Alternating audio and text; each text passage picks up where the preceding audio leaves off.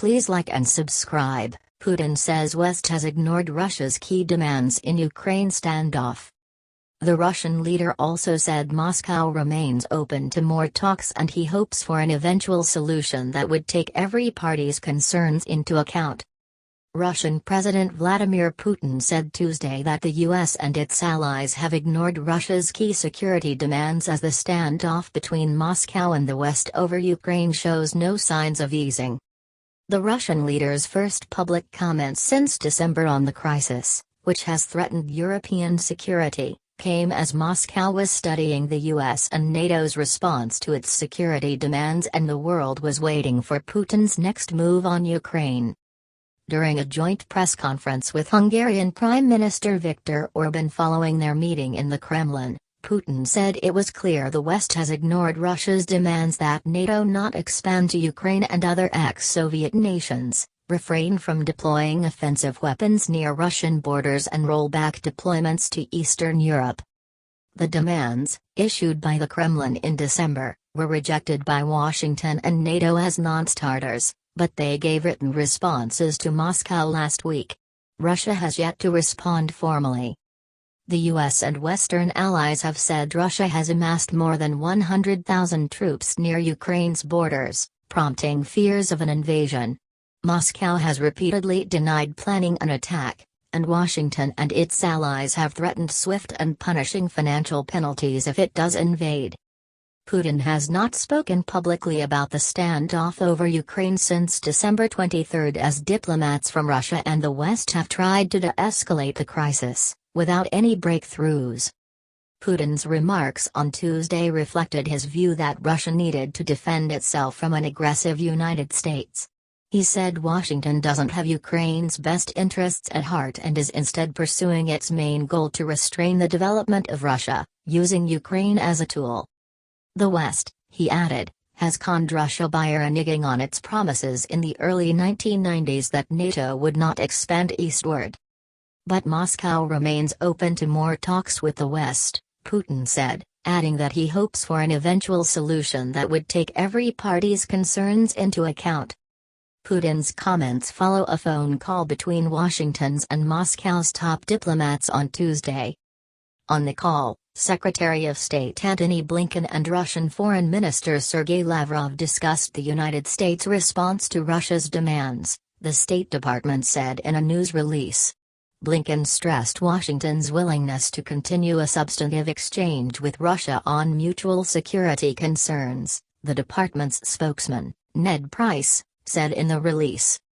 The Secretary of State also re-emphasized the U.S. commitment to Ukraine's sovereignty and territorial integrity, Price said.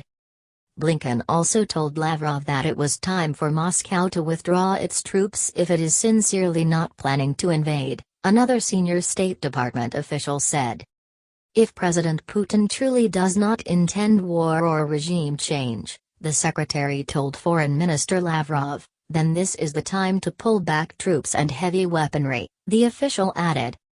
Lavrov, making similar remarks to Putin's, said after the call that Moscow wanted an honest conversation with the U.S. on the principle that states can strengthen their security by infringing on that of others. The discussion following Monday's fractious United Nations showdown came as part of a day of high-level diplomacy between Moscow and the West in a continued effort to ward off a potential Russian invasion of its neighbor. British Prime Minister Boris Johnson met with Ukrainian President Volodymyr Zelensky after flying to the country's capital, Kiev. Johnson said the UK stood shoulder to shoulder with Ukraine in the face of Russian aggression, according to a joint statement. The leaders warned that any further Russian incursion in Ukraine would be a massive strategic mistake and have a stark humanitarian cost, the statement said. The UK, Poland and Ukraine are preparing a trilateral pact to strengthen regional security, Kiev said on Tuesday. Putin is also in talks with France for a face-to-face meeting with President Emmanuel Macron after their call Monday night. That comes after Monday's heated debate at the UN Security Council in New York saw the Russian representative forcefully deny that the Kremlin is planning another invasion of Ukraine. The unusually acrimonious session saw Russia accuse the West of whipping up tensions and helping bring pure Nazis to power in Ukraine, a reference to the country's toppling of its pro-Russia leader in 2014 and voting in a more Western-centric replacement. U.S. Ambassador Linda Thomas-Greenfield countered, accusing Russia of attempting, without any factual basis, to paint Ukraine and Western countries as the aggressors to fabricate a pretext for attack. The U.S. and its allies believe Putin may be planning a follow-up to the invasion and annexation of Crimea in 2014, when Russia also started supporting separatists in Ukraine's east. That triggered a war that has simmered ever since and claimed some 14,000 lives. As the latest shipment of U.S. aid arrived in Kiev early Tuesday, the U.S. Embassy said on Twitter that Washington prefers diplomacy but will continue to provide Ukraine the defensive assistance needed to defend against Russia's massive military force. On Monday, the U.S. ordered families of American diplomats to leave neighboring Belarus, where Russia has sent tanks and troops for what it says are military exercises. That follows a similar move in Ukraine.